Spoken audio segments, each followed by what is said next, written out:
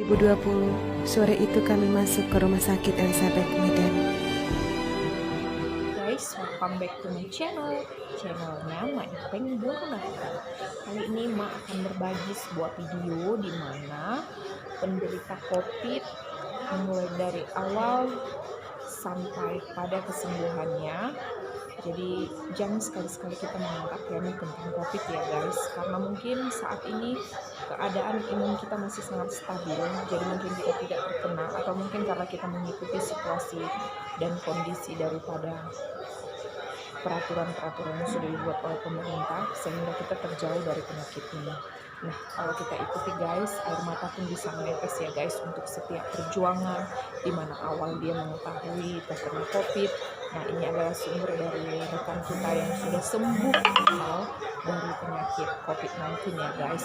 Semoga bermanfaat dan kita semua sehat selalu, dan apapun yang menjadi aktivitas kita, Tuhan selalu memberkati ya guys. Jangan pernah sepele. Ingat tetap menjaga diri, kebersihan, dan sering-sering mencuci tangan, dan kalau bertemu dengan orang usahakan menggunakan masker supaya kita tetap selamat ya guys. Terima kasih untuk saya, selamat menyaksikan cuplikan video yang sudah dibagikan oleh rekan saya. Terima kasih. Gak mungkin aku kena COVID, begitu pikirku saat itu. Aku kan kerja dari rumah, selalu tertib melakukan protokol COVID apabila harus ke supermarket atau ke rumah orang tuaku. Tapi kenyataannya, mungkin tangan saya kurang disiplin untuk tidak menyentuh mata, hidung, dan mulut. Atau mungkin suami saya yang begitu, atau mertua, atau teman-teman dan sanak saudara yang sesekali kami jumpai. Sebelumnya, selama 10 hari, saya sakit di rumah dengan gejala demam tinggi, sendi-sendi sakit, lidah terasa pahit, dan batuk ringan. Di hari kelima setelah demam turun, aku dan suami melakukan cek darah, di mana hasilnya menunjukkan bukan demam berdarah maupun tipes. Walau enggan melakukan rapid test, mungkin karena takut menerima kenyataan, apalagi saya toh tidak demam lagi, saya akhirnya melakukan rapid test pada hari ke-7. Dan hasilnya non-reaktif. Di titik ini, ibu mertua saya yang berusia 78 tahun mengalami rasa pahit di lidah selama seminggu, tidak selera makan, dan tubuh semakin lemas, namun tidak ada demam maupun batuk. Karena gejala ini tidak terlihat berbahaya, maka tidak ada tindakan medis yang lebih lanjut dilakukan selain beristirahat. Merasa lega dengan hasil non-reaktif, keesokan harinya suami ke Rumah Sakit Elizabeth untuk ambil obat batuk yang tak kunjung reda. Oleh Dr. Budianto, suami diperintahkan untuk melakukan CT thorax, di mana pada hasilnya terlihat bercak-bercak yang sudah meluas ke kedua paru-paru. Karena rasa takut, kami memutuskan melakukan swab test keesokan harinya. Dan hasilnya positif. 4 Juli 2020, sore itu kami masuk ke Rumah Sakit Elizabeth Medan.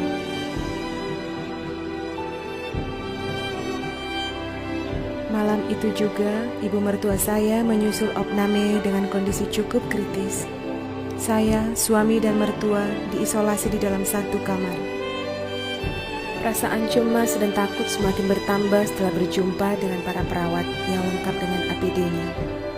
Perawatan dimulai, infus dipasang dengan ditusuk-tusuk sampai mendapatkan antibiotik yang sesuai untuk masing-masing. 3 kali sehari, rata-rata ada 10-14 butir vitamin dan obat-obatan yang harus dimakan. Dari infus dimasukkan vitamin C dan disuntikkan antibiotik.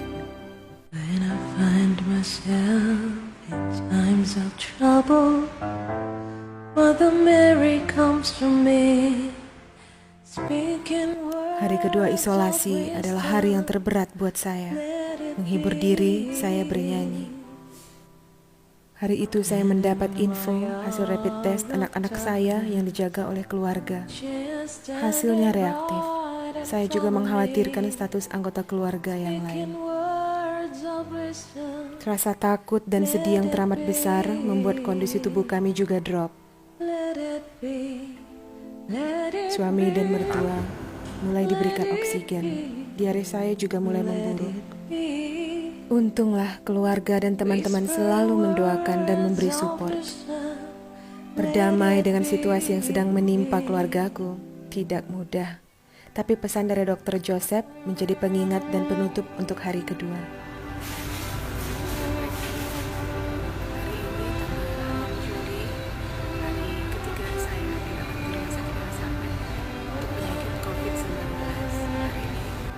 Perawatan berlanjut. Para perawat yang tidak kami kenali di balik APD-nya melakukan EKG setiap hari, cek darah per 2 hari, dan foto toraks per 3 hari. Perawat juga mengantar makanan yang sehat, juga makanan-makanan tambahan yang dikirim oleh keluarga. Setiap hari perawat juga menyuntikkan obat pengencer darah ke perut suami dan mertua. Selebihnya kami bertiga harus saling support dan membantu satu sama lain, berdoa, memotivasi, khususnya dalam merawat ibu mertua di tengah keterbatasan para perawat. Selama perawatan, tangan sering nyeri karena membengkak dan infus dipindah berkali-kali. Sesekali, di lorong kedengaran suara-suara raungan pasien lain yang menyayat hati. Doa pendek kupanjatkan untuknya.